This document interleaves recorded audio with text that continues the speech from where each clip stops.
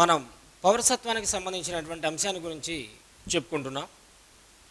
మరి 1955 భారత ప్రభుత్వ పౌరసత్వ చట్టం ఆధారంగా కొన్ని రకాల పద్ధతుల ద్వారా కూడా పౌరసత్వాన్ని సంపాదించవచ్చు. ఫస్ట్ వన్, 1955 పౌరసత్వ చట్టం ప్రకారం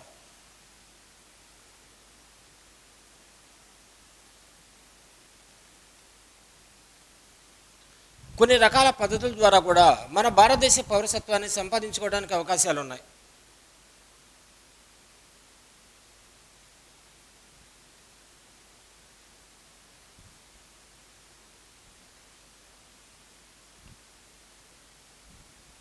కొన్ని పద్ధతుల ద్వారా భారత పౌరసత్వాన్ని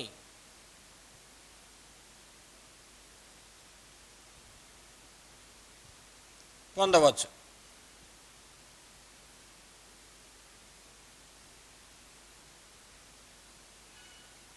ఏంటి ఆ ప్రత్యేకమైనటువంటి పద్ధతులు అన్నట్లయితే, ఫస్ట్ వన్ ఇక్కడ రాస్తున్నాను. పుట్టుక ద్వారా పౌరసత్వం,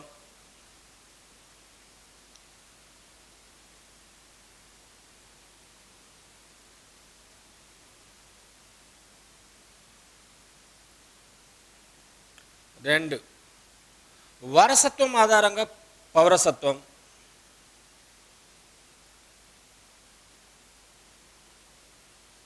వారసత్వం ద్వారా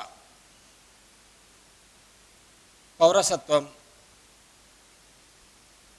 రిజిస్ట్రేషన్ ద్వారా పౌరసత్వం,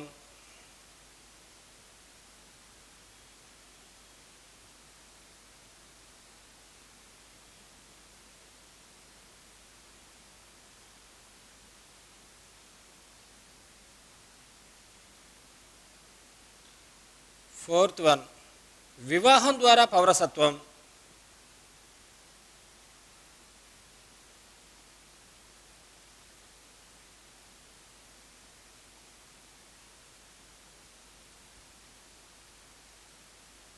ఫిఫ్త్ వన్, సహజీకృత పౌరసత్వం,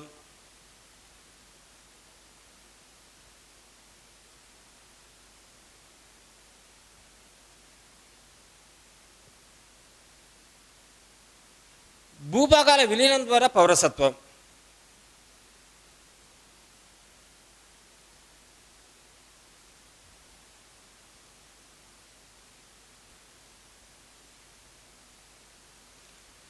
(1955) భారత పౌరసత్వ చట్టం ప్రకారం ఈ పద్ధతుల ద్వారా కూడా మన భారతదేశ పౌరసత్వాన్ని పొందడానికి అవకాశాలు ఉంటాయి. ఫస్ట్ వన్, పుట్టుక ద్వారా పౌరసత్వం, వారసత్వం ద్వారా పౌరసత్వం, రిజిస్ట్రేషన్ ద్వారా పౌరసత్వం, వివాహం ద్వారా పౌరసత్వం, సహజీకృత పౌరసత్వం, అలానే భూభాగాల విలీనం ద్వారా పౌరసత్వం.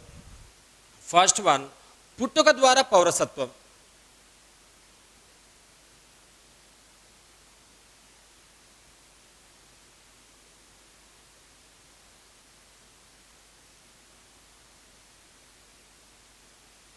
దీన్ని లాటిన్ పరిభాషలో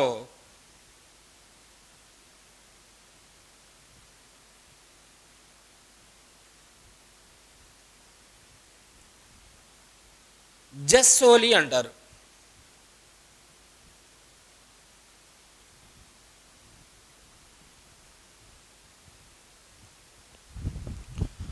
పుట్టుక ద్వారా పౌరసత్వం 1956 పుట్టుక ద్వారా పౌరసత్వం 1950 జనవరి 26 తరువాత 1950 జనవరి 26 తరువాత 1987 జూలై 1వ తారీఖు లోపు మన భారతదేశంలో పుట్టినటువంటి ప్రతి ఒక్కరికి కూడా మన భారతదేశ పౌరసత్వాన్ని అందించడం జరుగుతుంది.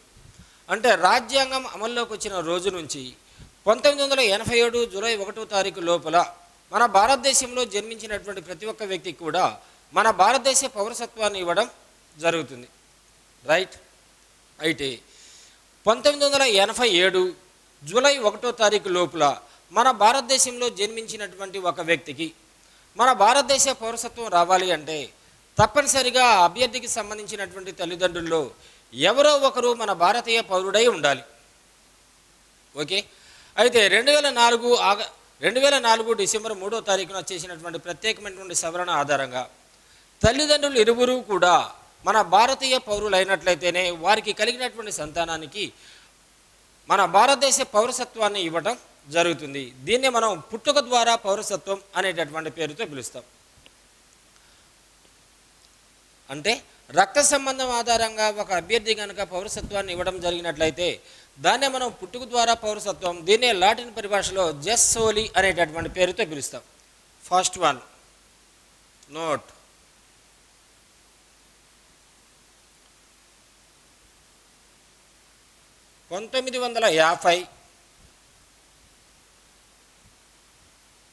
జనవరి 26 తరువాత మరియు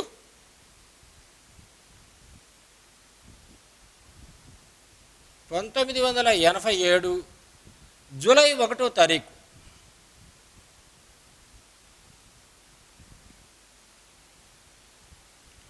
జూలై 1 లోపు భారతదేశంలో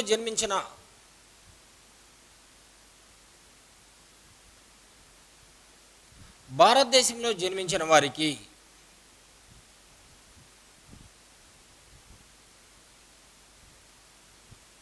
భారత పౌరసత్వం అందించడం జరుగుతుంది.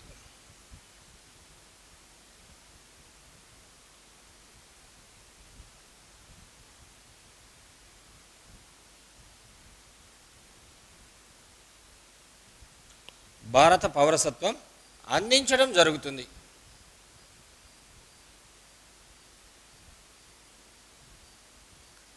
చూడు, 1987 జూలై 1వ తారీఖు లోపున మన భారతదేశంలో జన్మించినటువంటి వ్యక్తికి మన భారత పౌరసత్వం లభించాలి అంటే తప్పనిసరిగా తల్లిదండ్రుల్లో ఎవరో ఒకరు మన భారతీయ పౌరులై ఉండాలి. అలానే 2004 డిసెంబర్ 3వ తారీఖున చేసినటువంటి ప్రత్యేకమైనటువంటి సవరణ వల్ల తల్లిదండ్రులు ఇద్దరు కూడా భారత పౌరులైనటువంటి సందర్భంలో మాత్రమే వారికి కలిగినటువంటి సంతానానికి భారత పౌరసత్వాన్ని ఇవ్వడం జరుగుతుంది. దీన్నే లాటిన్ పరిభాషలో జస్ సోలి అనేటటువంటి పేరుతో పిలుస్తాం. అంటే పుట్టినటువంటి ప్రదేశంతో సంబంధం లేకుండా రక్త సంబంధం ఆధారంగా ఏదైనా ఒక అభ్యర్థికి పౌరసత్వాన్ని ఇవ్వడం జరిగినట్లయితే దాన్నే మనం జస్ సోలి. రెండోది వారసత్వం ద్వారా పౌరసత్వం.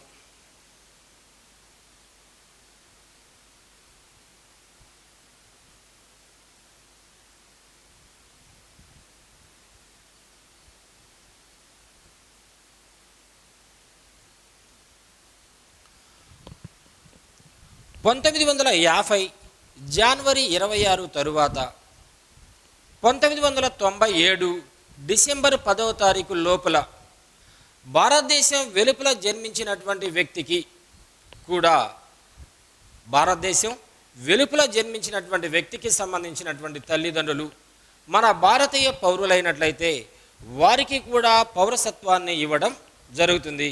దీన్నే మనం వారసత్వం ద్వారా పౌరసత్వం అనేటటువంటి పేరుతో పిలుస్తాం. 1950 జనవరి 26 తర్వాత 1997 డిసెంబర్ 10వ తారీఖు లోపల భారతదేశం వెలుపల జన్మించినటువంటి వ్యక్తికి సంబంధించినటువంటి తల్లిదండ్రులు వారికి కలిగినటువంటి సంతానానికి కూడా భారత పౌరసత్వాన్ని ఇవ్వడం జరుగుతుంది.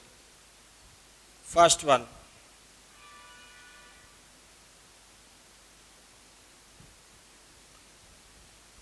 1950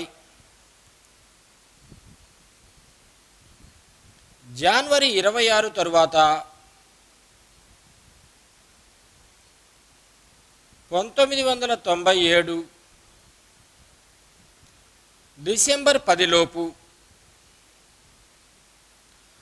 భారతదేశం వెలుపల జన్మించిన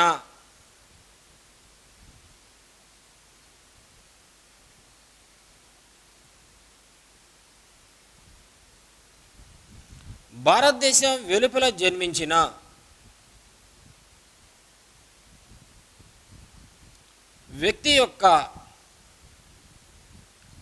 తల్లిదండ్రులు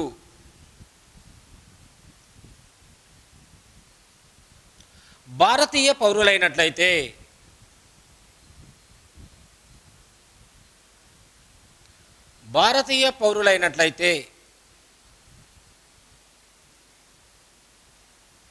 వారికి కలిగినటువంటి సంతానానికి కూడా మన భారత పౌరసత్వాన్ని అందించడం జరుగుతుంది.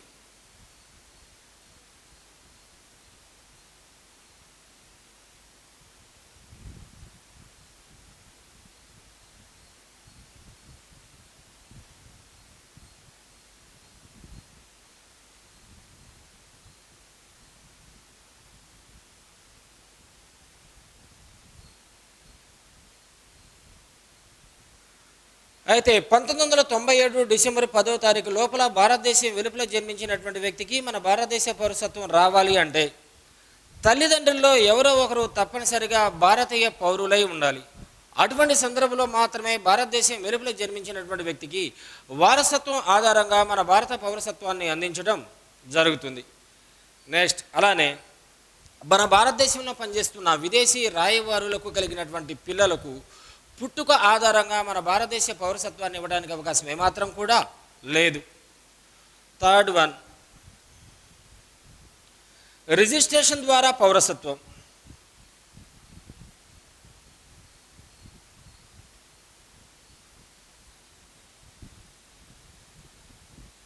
రిజిస్ట్రేషన్ ద్వారా పౌరసత్వం.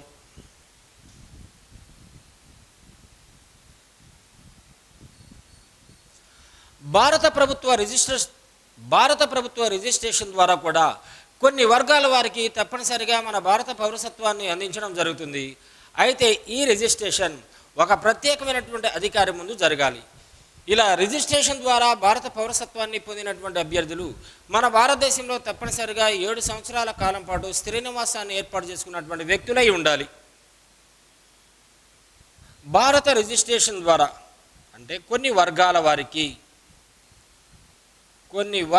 వారికి భారత ప్రభుత్వ రిజిస్ట్రేషన్ ద్వారా కూడా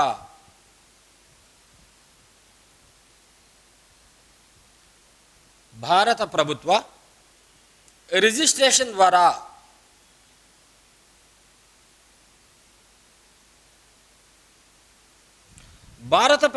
రిజిస్ట్రేషన్ ద్వారా పౌరసత్వాన్ని ఇవ్వడం జరుగుతుంది.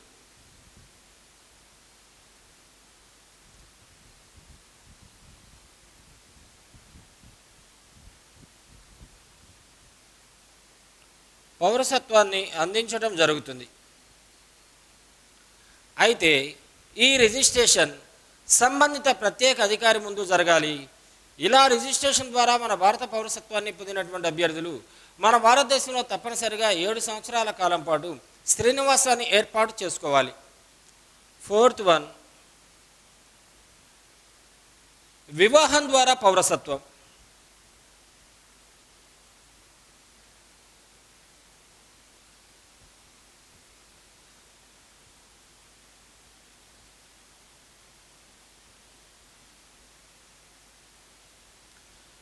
మన భారత పౌరులు ఎవరినైనా విదేశీయులను వివాహం ఆడినట్లయితే వారికి కూడా మన భారతదేశ పౌరసత్వాన్ని ఇవ్వడం జరుగుతుంది. భారత పౌరులు ఎవరైనా, వాళ్ళు స్త్రీలు కావచ్చు, పురుషులు కావచ్చు,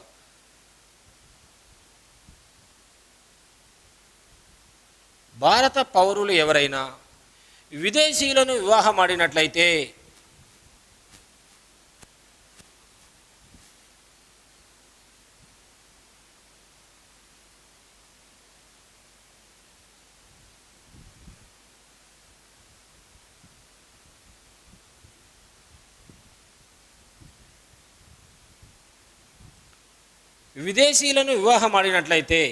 వారికి కూడా భారత పౌరసత్వాన్ని ఇవ్వడం జరుగుతుంది.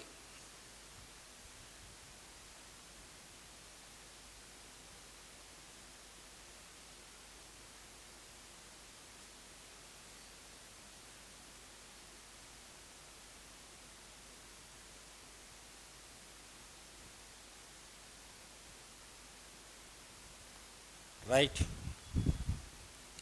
నెక్స్ట్, సహజీకృత పౌరసత్వం.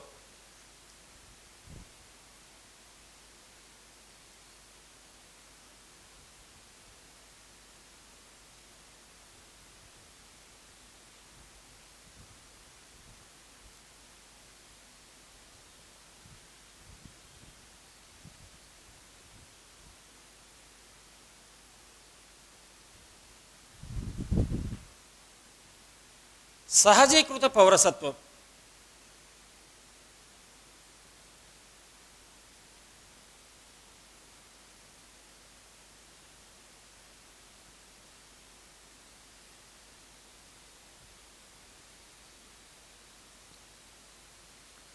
భారత ప్రభుత్వం రూపొందించిన ప్రత్యేకమైనటువంటి చట్టం ఆధారంగా నిర్ణీతమైనటువంటి అర్హతలు కలిగి మన భారతదేశ పౌరసత్వానికి దరఖాస్తు చేసుకున్నటువంటి విదేశీయులకు కూడా సహజీకృత పౌరసత్వం ద్వారా మన భారత పౌరసత్వాన్ని అందించడం జరుగుతుంది. భారత పార్లమెంటు లేదా భారత ప్రభుత్వం రూపొందించినటువంటి ప్రత్యేకమైనటువంటి చట్టం ఆధారంగా నిర్ణీత అర్హతలు కలిగినటువంటి విదేశీయులు ఎవరైనా మన భారతదేశానికి దరఖాస్తు చేసుకున్నట్లయితే అటువంటి విదేశీయులకు కూడా సహజీకృత పౌరసత్వం ద్వారా మన భారత పౌరసత్వాన్ని అందించడం జరుగుతుంది. మరి సహజీకృత పౌరసత్వం ద్వారా భారత పౌరసత్వాన్ని పొందాలి అంటే ఆ అభ్యర్థికి కొన్ని ప్రత్యేకమైనటువంటి అర్హతలు ఉండాలి. ఫస్ట్ వన్, 8వ షెడ్యూల్లో పేర్కొన్నటువంటి రాజ్యాంగం గుర్తించినటువంటి మొత్తం అధికార భాషల్లో, అంటే భారత రాజ్యాంగం గుర్తించినటువంటి మొత్తం అధికార భాషలు 22 ఉన్నాయి. 22 అధికార భాషల్లో ఏదో ఒక భాషలో ప్రావీణ్యం కలిగినటువంటి వ్యక్తి అయి ఉండాలి. సెకండ్ వన్, సత్ప్రవర్తన కలిగినటువంటి వ్యక్తి అయి ఉండాలి. థర్డ్ వన్, తన దేశ పౌరసత్వాన్ని తనంతట తానే స్వచ్ఛందంగా వదులుకుంటున్నట్లుగా ఒక ప్రత్యేకమైనటువంటి అఫిడవిట్ను దాఖలు చేయాలి. నాట్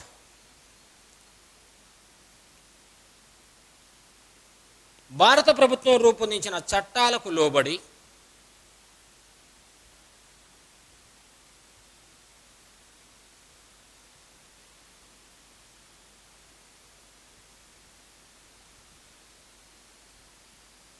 భారత ప్రభుత్వం రూపొందించిన చట్టాలకు లోబడి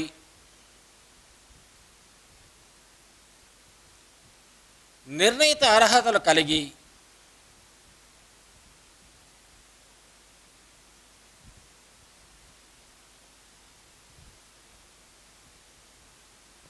భారత ప్రభుత్వం రూపొందించిన చట్టాలకు లోబడి నిర్ణీత అర్హతలు కలిగి దరఖాస్తు చేసుకున్న విదేశీయులకు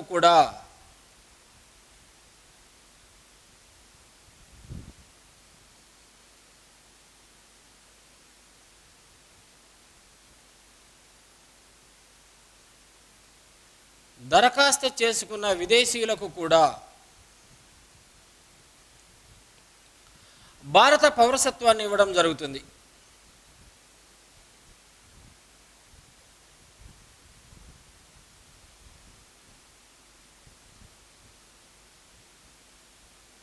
ఇలా ఎవరైనా విదేశీయులు మన భారత ప్రభుత్వానికి దరఖాస్తు చేసుకొని మన భారత పౌరసత్వాన్ని పొందాలి అంటే తప్పనిసరిగా వారికంటూ కొన్ని ప్రత్యేకమైనటువంటి అర్హతలు ఉండాలి. ఫస్ట్ వన్, రాజ్యాంగం గుర్తించిన 22 అధికార భాషల్లో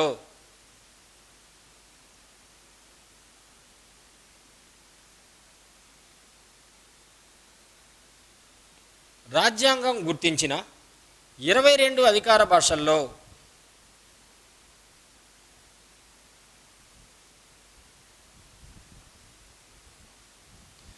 ఏదో ఒక భాషలో ప్రావీణ్యం సంపాదించిన వ్యక్తి అయి ఉండాలి.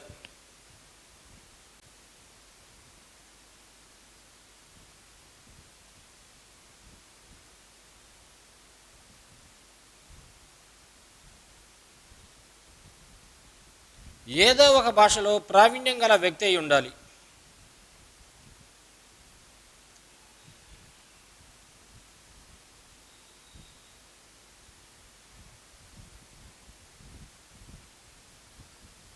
సెకండ్ వన్, సత్ప్రవర్తన కలిగి ఉండాలి.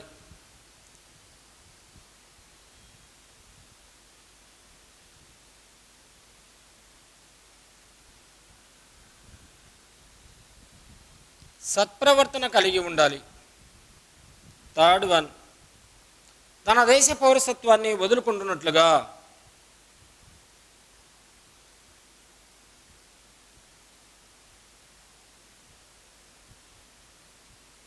తన దేశ పౌరసత్వాన్ని వదులుకున్నట్లుగా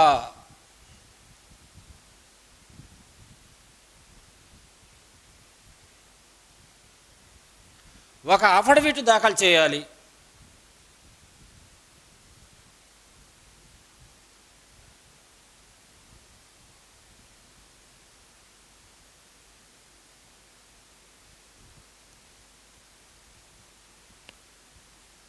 ఇంపార్టెంట్ పాయింట్ గమనించండి. దరఖాస్తు చేసుకునే తేదీకి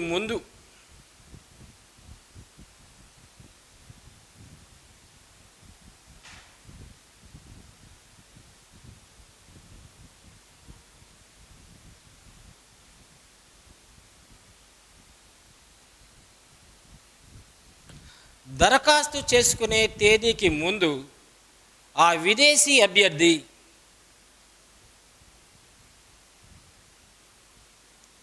12 నెలల ముందు నుండి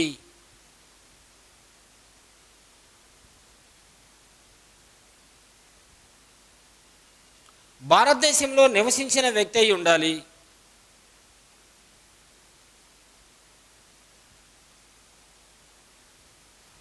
భారతదేశంలో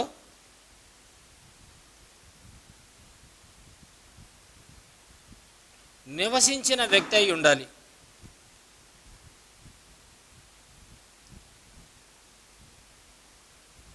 లేదా భారత సర్వీసుల్లో పనిచేస్తున్నటువంటి వ్యక్తి అయి ఉండాలి. ఇక్కడ 12 నెలల ముందు కాల పరిమితి అనేటటువంటి అంశాన్ని ఏ విధంగా క్యాలిక్యులేట్ చేయడం జరుగుతుంది అంటే ఎవరైనా విదేశీయులు మన భారత ప్రభుత్వానికి దరఖాస్తు చేసుకోవడానికి తేదీకి ముందు రోజు నుండి దాదాపుగా 1 సంవత్సర కాలం పాటు మన భారతదేశంలో స్థిర నివాసాన్ని ఏర్పాటు చేసుకున్నటువంటి వ్యక్తి అయి ఉండాలి. లేదా భారత ప్రభుత్వ సర్వీసుల్లో పనిచేస్తున్నటువంటి వ్యక్తి అయి ఉండాలి. అటువంటి అభ్యర్థికి మాత్రమే సహజీకృత పౌరసత్వం ద్వారా మన భారత పౌరసత్వాన్ని అందించడం జరుగుతుంది. ఈ 12 నెలల ముందు కాల పరిమితి అనేటటువంటి అంశాన్ని ఏ విధంగా చూస్తారు అంటే దరఖాస్తు చేసుకోవడానికి ముందు 12 నెలల కాల పరిమితిలో గడిచినటువంటి 14 సంవత్సరాల కాల పరిమితిలో కనీసం 11 సంవత్సరాల కాలం పాటు మన భారతదేశంలో నివసించిన లేదా మన భారతదేశంలో స్థిర నివాసాన్ని ఏర్పాటు చేసుకున్నటువంటి వ్యక్తికి మాత్రమే సహజీకృత పౌరసత్వం ద్వారా మన భారత పౌరసత్వాన్ని అందించడం జరుగుతుంది. నెక్స్ట్, భూభాగాల విలీనం ద్వారా పౌరసత్వం.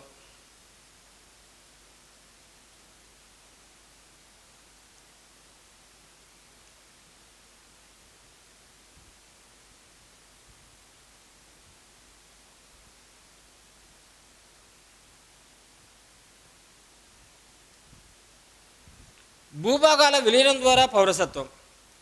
ఇతర దేశాలకు సంబంధించినటువంటి ఏమైనా కొన్ని ప్రాంతాలు మన భారత్లో విలీనమైనట్లయితే ఆయా ప్రాంతాల్లో నివసిస్తున్నటువంటి ప్రజానీకానికి కూడా మన భారత పౌరసత్వాన్ని అందించడం జరుగుతుంది. నోట్, ఇతర ప్రాంతాలు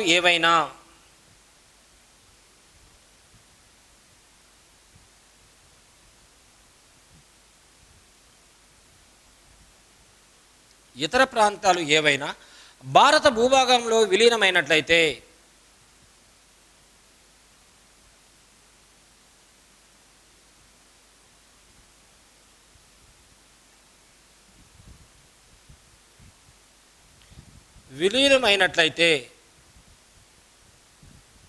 ఆ ప్రాంత ప్రజలకు కూడా భారత పౌరసత్వాన్ని ఇవ్వడం జరుగుతుంది.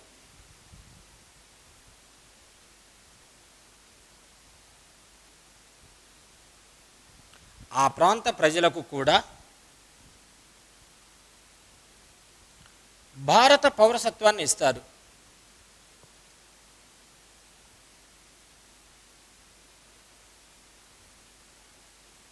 ఎగ్జాంపుల్, పాండిచ్చేరి, గోవా.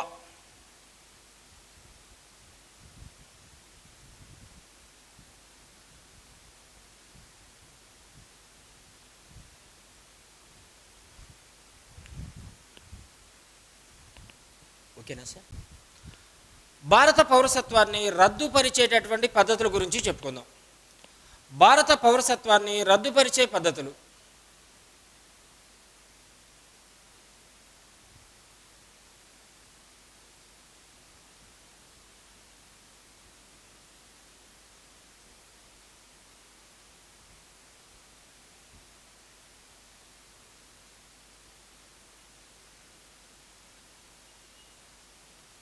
భారత పౌరసత్వాన్ని రద్దుపరిచే పద్ధతులు. ఫస్ట్ వన్, స్వచ్ఛందంగా రద్దు.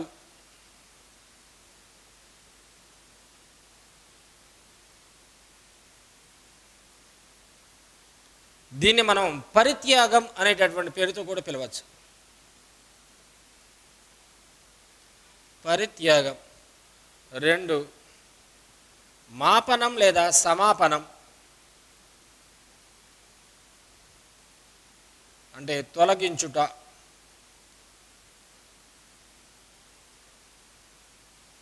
3 బలవంతంగా రద్దు చేయుట.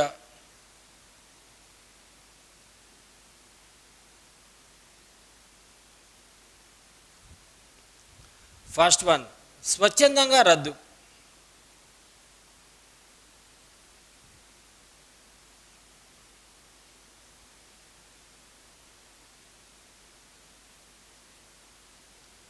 భారత పౌరులు ఎవరైనా తమ పౌరసత్వాన్ని తమంతట తామే స్వచ్ఛందంగా వదులుకున్నట్లుగా ఒక ప్రకటన చేసినట్లయితే ఆటోమేటిక్గా వారు తమ భారతదేశ పౌరసత్వాన్ని వెంటనే కోల్పోతారు. దీన్ని మనం స్వచ్ఛందంగా రద్దు లేదా పరిత్యాగం అనేటటువంటి పేరుతో పిలుస్తాము. భారత పౌరులు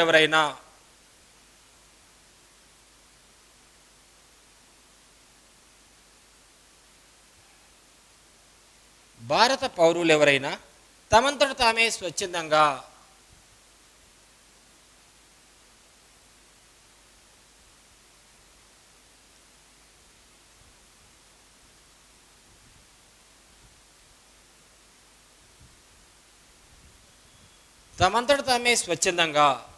భారత పౌరసత్వాన్ని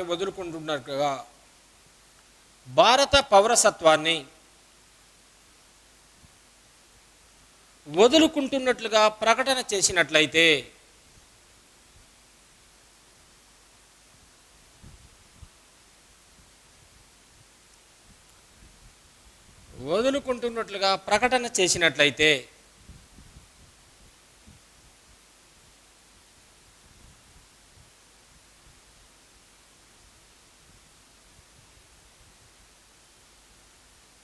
సహజంగానే వారు మన భారత పౌరసత్వాన్ని వెంటనే కోల్పోతారు. అంటే ఈ ప్రకటన వెలువడిన వెంటనే.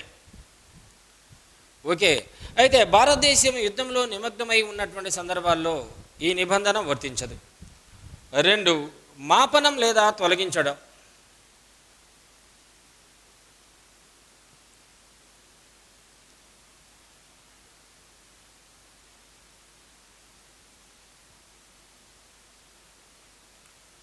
భారత పౌరులు ఎవరైనా ఎటువంటి ప్రలోభాలకు ఎటువంటి ఒత్తిడులకు లొంగకుండా తమంతట తామే విదేశీ పౌరసత్వాన్ని స్వీకరించినట్లయితే సహజంగానే భారత పౌరసత్వాన్ని కోల్పోవటం జరుగుతుంది. భారత పౌరులు ఎవరైనా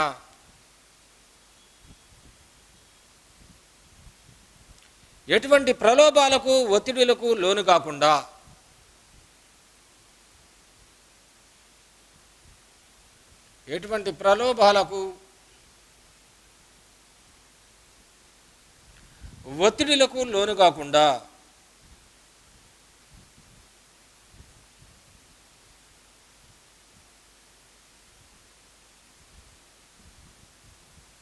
విదేశీ పౌరసత్వాన్ని స్వీకరించినట్లయితే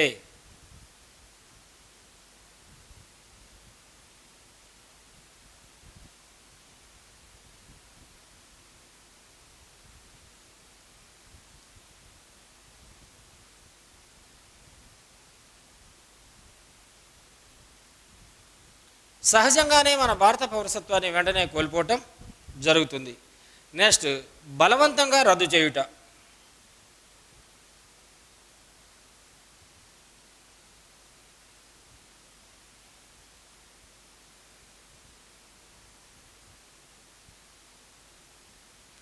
ఎలాంటి సందర్భాల్లో మన భారత పౌరసత్వాన్ని బలవంతంగా రద్దు చేయడం జరుగుతుంది అన్నట్లయితే దేశద్రోహానికి పాల్పడిన, యుద్ధ సమయాలలో శత్రు దేశాలకు సహాయపడిన, రాజ్యం పట్ల చట్టాల పట్ల విధేయత ప్రకటించకపోయినా, మన భారతదేశ పౌరసత్వాన్ని పొంది ఉండి 7 సంవత్సరాల కాలం పాటు విదేశాల్లో నివసించిన, అలానే మన భారత పౌరసత్వం పొందిన 5 సంవత్సరాల లోపు ప్రపంచంలోని ఏ దేశంలోనైనా 2 సంవత్సరాల శిక్షను అనుభవించిన, అటువంటి వ్యక్తికి మన భారత పౌరసత్వాన్ని పూర్తిగా బలవంతంగా రద్దు చేయటం జరుగుతుంది.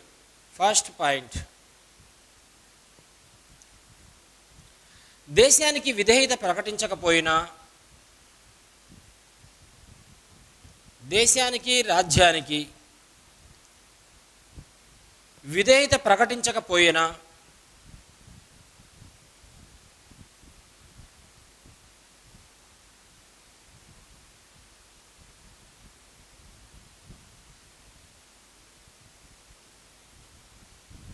రెండు, యుద్ధ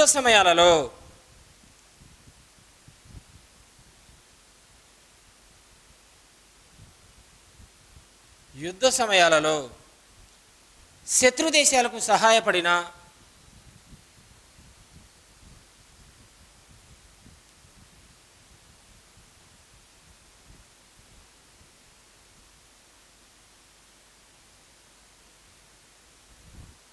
మన భారత పౌరుడై ఉండి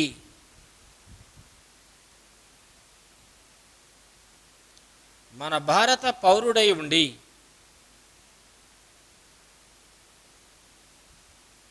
7 సంవత్సరాల కాలం పాటు ఇతర దేశాల్లో నివసించిన,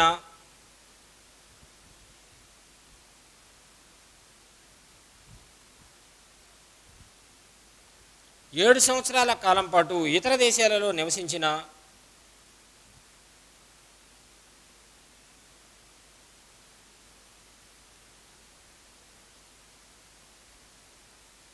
మన భారత పౌరసత్వం పొందిన 5 సంవత్సరాల లోపు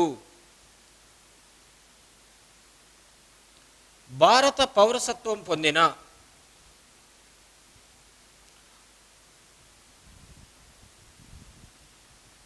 5 సంవత్సరాల లోపు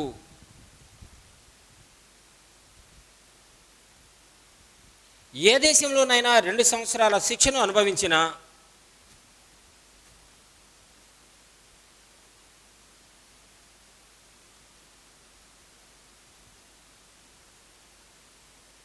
ఏ దేశంలోనైనా 2 సంవత్సరాల శిక్షను అనుభవించిన,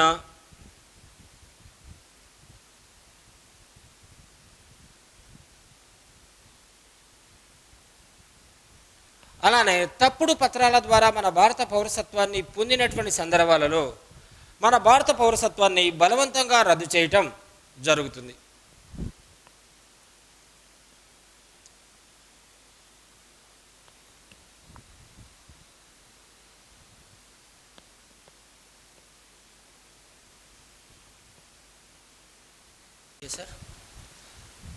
భారత పౌరసత్వ స్వభావం ఏక పౌరసత్వం.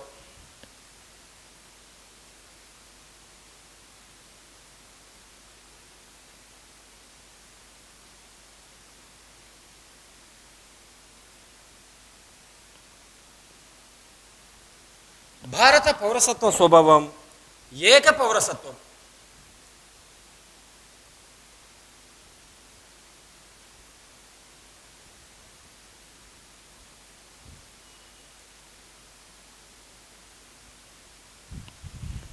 రైట్.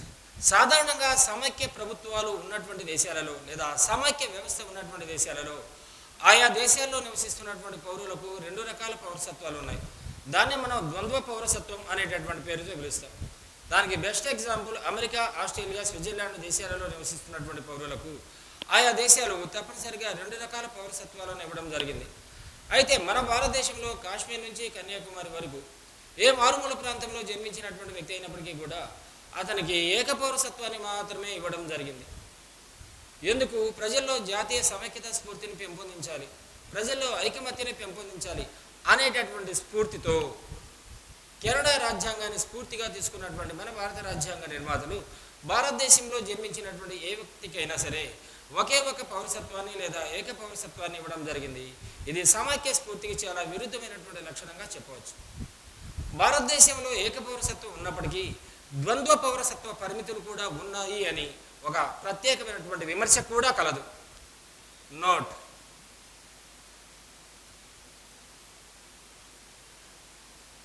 సాధారణంగా సమైక్య రాజ్యాలలో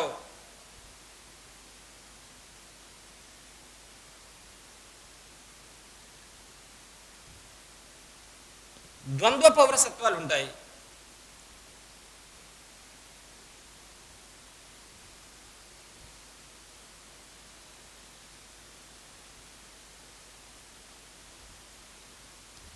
దీనికి ఎగ్జాంపుల్ అమెరికా, ఆస్ట్రేలియా, స్విట్జర్లాండ్.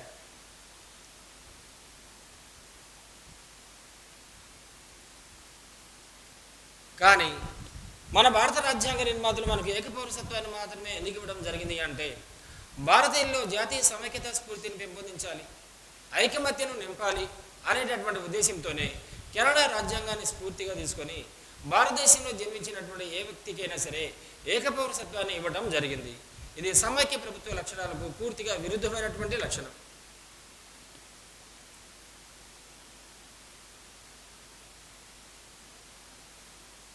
భారత్లో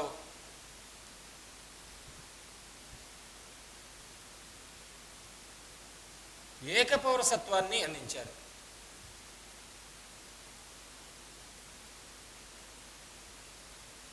ఓకే, ఇది సమైక్య లక్షణానికి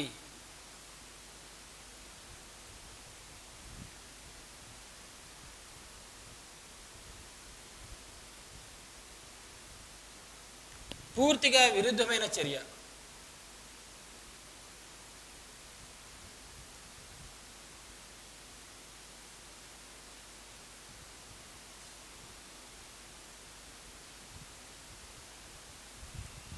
భారతదేశంలో ఏకపౌరసత్వం ఉన్నప్పటికీ ద్వంద్వ పౌరసత్వ పరిమితులు కూడా ఉన్నాయని విమర్శ కలదు.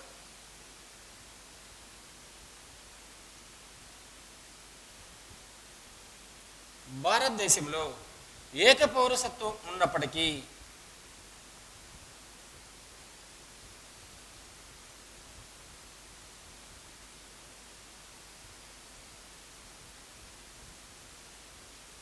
ద్వంద్వ పౌరసత్వ పరిమితులు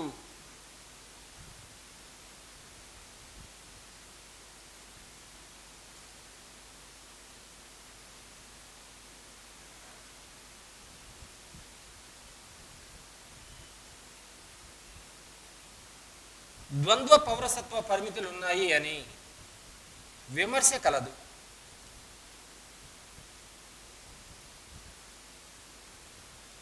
ఏంటి ద్వంద్వ పౌరసత్వ పరిమితులు అన్నట్లయితే, భారతదేశంలో కొన్ని రకాల ప్రభుత్వ ఉద్యోగాల నియామకాల్లో కానీ ఇతరితర అంశాల్లో కానీ కొన్ని వర్గాల వారికి, కొన్ని ప్రాంతాల వారికి లోకల్, నాన్ లోకల్ అనేటటువంటి వర్గీకరణ చేసి కొన్ని ప్రత్యేకమైనటువంటి ప్రయోజనాలను అందించడం జరిగింది.